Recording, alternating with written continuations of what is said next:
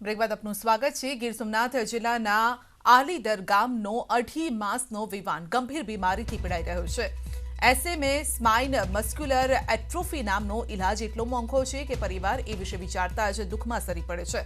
અશોકભાઈના કહેવા મુજબ થોડા સમય પહેલા તે બીમાર પડતા તેમનું બાળક બીમાર પડતા શ્વાસમાં તકલીફ થતા તેને જૂનાગઢ ખાતે હોસ્પિટલ લઈ જવામાં આવ્યો અને જ્યાં તેના રિપોર્ટ ચેન્નઈ મોકલાયા બાદ માલુમ પડ્યું કે Vivaan SMA spine muscular atrophy નામની બીમારીથી પીડાઈ રહ્યો છે। આ એ જ બીમારી છે જે મહીસાગર જિલ્લાના ખાનપુર તાલુકાના ધૈર્યરાજસિંહને છે, પરંતુ ધૈર્યરાજના પિતાની મહેનત અને સમાજસેવીઓની સહાયથી આજે ધૈર્યરાજ માટે ગુજરાત અને દેશમાંથી આર્થિક મદદનો ધોધ વહેયો છે।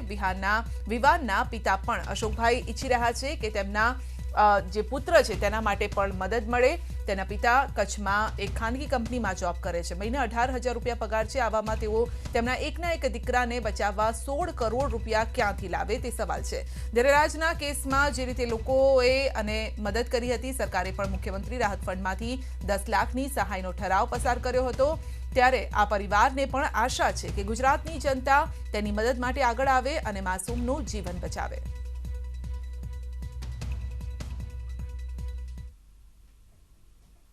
સારવાર ખૂબ જ મોંઘી છે। આના સારવાર માટે વિદેશથી એક ઇન્જેક્શન મંગાવવું પડે છે ને જેનો અંદાજિત ખર્ચ 16 કરોડ છે। તો આ ખૂબ જ મોટી રકમ છે અને આ રકમ એકત્રિત કરવી એટલે ખૂબ જ મુશ્કેલ કામ છે। તો અમે ઇમ્પેક્ટ ગુરુ નામની સંસ્થાનો કોન્ટેક્ટ કર્યો અને એના દ્વારા અમે ફંડ એકત્રિત કરીએ છીએ અને બીજા જે વ્યક્તિગત કોઈ સપોર્ટ કરી શકે તો એ પણ અમને હેલ્પ કરે છે। સરકાર પાસે પણ અમે અપેક્ષા રાખીએ કે એ પણ થોડી ઘણી અમને હેલ્પ કરે। કદાચ હું એક શિક્ષક છું તો ભાઈને મદદ કરીને પણ થોડી ઘણી મદદ કરી શકું, પરંતુ આવડી મોટી રકમ છે એ બહુ ખૂબ મોટી રકમ છે ને આ રકમ માટે લોકોને જ પાસે અપેક્ષા રાખી શકાય છે અને ગવર્મેન્ટ પાસે ખાસ એમ, કારણ કે આરોગ્યની જવાબદારી છે એ મોટે ભાગે ગવર્મેન્ટની બનતી હોય છે। બધાના ઓપિનિયન પછી અમે લોકોએ એનું જેનેટિક સ્ટડી મોકલાવડાવ્યું કે જેની અંદર સ્પાઇનલ મસ્ક્યુલર એટ્રોફી કન્ફર્મ રોગ આવ્યો। આ રોગ ખૂબ જટિલ છે અને એની ટ્રીટમેન્ટ ઘણી ખર્ચાળ છે। જ્યારે આ બાળક છે સામાન્ય પરિવારને બિલોંગ કરે છે, તો આપણે બનતી મદદ આ બાળકને કરી શકીએ એવી જાહેર જનતાને હું એક અપીલ કરું છું। તો આ અંગે જ વાતચીત કરીશું સંવાદદાતા દિનેશ સાથે। જી દિનેશ, ધૈર્યરાજ બાદ બીજો આવો એક કેસ ગુજરાતમાંથી બહાર આવ્યો છે જેમાં નાના એવા માસૂમને 2.5 મહિનાનો આ માસૂમ છે વિવાન, જેને SMA નામની બીમારી છે। પરિવાર શું ઈચ્છી રહ્યો છે, ક્યારે પરિવારને આ ખબર પડી અને હવે શું થવું જોઈએ આ અંગે? જી બિલકુલ, ખાસ કરીને જે વિવાન નામનો બાળક છે તેમને કોડીનાર ખાતે જે એક હોસ્પિટલમાં બતાવવા માટે તેમનો પરિવાર ગયો હતો અને ત્યાં તેમને ડોક્ટર દ્વારા આગળ વધુ સારવાર અથવા તો રિપોર્ટ કરવા માટે મોકલવામાં આવ્યા હતા અને જુનાગઢ અને રાજકોટ જઈ ત્યાં તે લોકોએ રિપોર્ટ કરાવ્યા અને તેમના રિપોર્ટ જે ચેન્નઈથી રિપોર્ટ આવ્યા તેમાં આ જે SMA નામની બીમારી છે તે હોવાનું સામે આવ્યું છે અને ડોક્ટરો એટલે કે નિષ્ણાંતો જે પ્રમાણે કહી રહ્યા છે તે પ્રમાણે આ જે બીમારી છે તેમનો ખર્ચ છે તે 16 કરોડથી પણ વધુનો થતો હોય છે। ત્યારે આ જે પરિવાર છે તેમના ઉપર આજે આભ તૂટી પડ્યું હોય તે પ્રકારના દ્રશ્યો છે તે સર્જાયા છે। ખાસ કરીને આજે જ્યારે ન્યૂઝ 18 દ્વારા આપણે મુલાકાત લીધી હતી તો તેમના પરિવારની સ્થિતિ અતિ દયનીય છે। ત્યારે આ લોકો આશા રાખી રહ્યા છે કે લોકો પણ શક્ય એટલી વધુ મદદ કરે અને સરકાર પણ આ વિવાનને જે બીમારી છે તેમને હટાવવા માટે મદદરૂપ થાય। સંધ્યા। જી, આ માટે કોઈ સંસ્થાની પણ મદદ લેવામાં આવી રહી છે? તેમના પિતાએ પણ એ વાત કરી હતી, એ સંસ્થા તરફથી કઈ રીતે મદદ અત્યારે થઈ રહી છે અથવા તો ક્યાં ક્યાં પહોંચી રહ્યા છે જેથી મદદ મળે? કારણ કે ધૈર્યરાજ વખતે પણ ન્યૂઝ 18 ગુજરાતી આ મુહિમ હાથ ધરી હતી અને આપણાથી આ સંદેશ લોકો સુધી પહોંચ્યો હતો। અનેક લોકો ફક્ત ગુજરાતમાંથી નહીં પરંતુ દેશભરમાંથી મદદનો હાથ એ લોકોએ લંબાવ્યો હતો। જી બિલકુલ, જે વિવાનના પિતા છે અશોકભાઈ, તેઓએ મુંબઈની એક સંસ્થાનો સહારો લીધો છે અને તેમના માધ્યમથી વિવાનના એકાઉન્ટમાં જે કહી શકાય કે લોકો સહાય કરી શકે તે પ્રકારની જે એકાઉન્ટ ખોલાયું છે અને તેમના માધ્યમથી આજની તારીખમાં 4 લાખ રૂપિયા જેવી સહાય લોકોએ અલગ અલગ લોકોએ જમા કરાવી છે। પરંતુ આ 4 લાખ રૂપિયા છે તે એક નજીવી રકમ કહી શકાય, કેમ કે સામે 16 કરોડ રૂપિયા જેવી રકમ બાદ જ આ જે ઇન્જેક્શન છે તે યુવાનને આપવામાં આવશે। એટલે ચોક્કસપણે કહી શકાય કે હજુ પણ લોકોએ વધુ મદદ કરવાની જરૂર છે। સંધ્યા। જી બિલકુલ, આપનો આભાર અમારી સાથે જોડાવા બદલ। તો ફરી એક વખત એક જ બીમારી, 2 કેસ, ધૈર્યરાજસિંહના કેસમાં ન્યૂઝ 18 ગુજરાતીએ સૌ પહેલા એ ખબર બતાવી હતી અને એક મુહિમ હાથ ધરી હતી, ત્યારબાદ બીજો આવો કિસ્સો ગીર સોમનાથમાં સામે આવ્યો છે। તો આણંદ વલ્લભ વિદ્યાનગરમાં વિદ્યાર્થીઓ અને બાઉન્સર વચ્ચે ઘર્ષણ થયું છે। વિદ્યાર્થીઓ દ્વારા થાળી વેલણ વગાડી વિરોધ કરાયો છે। LLBની MCQ પરીક્ષાનો વિરોધ થયો છે। વિદ્યાર્થીઓ સિન્ડિકેટ સભ્ય અને બાઉન્સર વચ્ચે ઘર્ષણ થયું છે। સિન્ડિકેટ સભ્ય અલ્પેશ પુરોહિતને કુલપતિને મળવા જતા અટકાવ્યા છે। તો અલ્પેશ પુરોહિત અને વિદ્યાર્થીઓની યુનિવર્સિટીમાં પ્રવેશવાનો વિરોધ પોલીસ દ્વારા વિરોધ પ્રદર્શન કરતા વિદ્યાર્થીઓની અટકાયત કરવામાં આવી। અલ્પેશ પુરોહિતની પોલીસે અટકાયત કરી।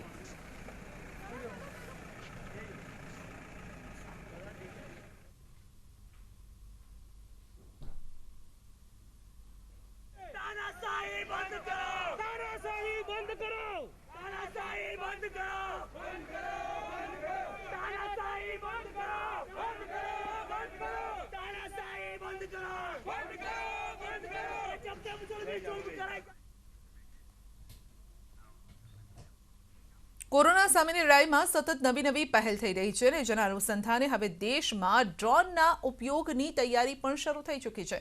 કોશિશ એ છે કે ડ્રોન દ્વારા એવા વિસ્તારોમાં પણ જલ્દીમાં જલ્દી રસી અને જરૂરી દવાઓ પહોંચાડી શકાય કે જ્યાં બીજા માધ્યમ દ્વારા મોડું થવાની આશંકા હોય।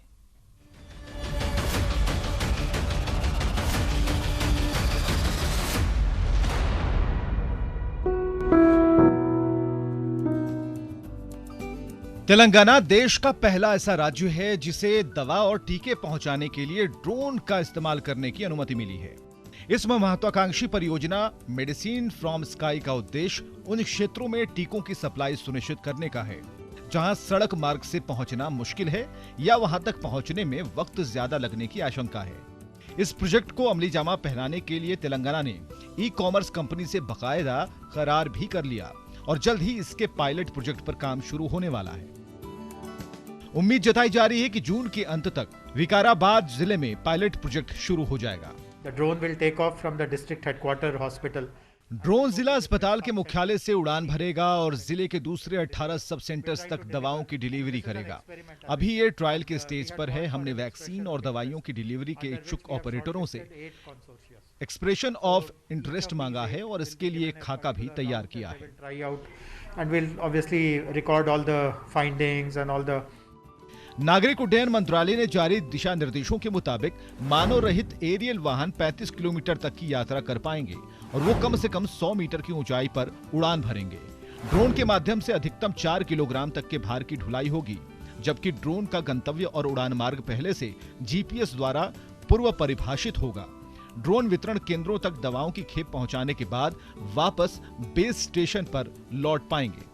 one partner who understands how unmanned. इसमें कई चीजों का ध्यान रखना महत्वपूर्ण होगा, जैसे एक पार्टनर को ये पता होना चाहिए कि कैसे अनमैन्ड ड्रोन को ट्रैक करना है, उसे कंट्रोल करना है। उसी तरह दूसरी तरफ दवाओं की डिलीवरी लेने वाले और वैक्सीन के तापमान को डिलीवरी तक कंट्रोल रखने का ध्यान रखना होगा। यहीं पर ई कॉमर्स कंपनी फ्लिपकार्ट जैसी कंपनियों की जरूरत पड़ेगी। तो ये एक टीम वर्क की तरह होगा।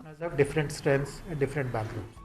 आपकी जानकारी के लिए बता दें कि अभी इस प्रोजेक्ट पर अंतिम दिशा निर्देश आना बाकी है, जो ग्रामीण और अर्ध शहरी क्षेत्रों में परीक्षण पूरा करने के बाद ही जारी किए जाएंगे। फिलवक्त भारतीय चिकित्सा अनुसंधान परिषद परिवहन के दौरान टीकों के तापमान और दूसरी चुनौतियों पर रिसर्च कर रहा है, जिसके पूरा होने के बाद उम्मीद की जा सकती है कि देश में स्मार्ट और सामूहिक टीकाकरण जमीनी हकीकत बन पाएगा। Bureau report, news 18 network.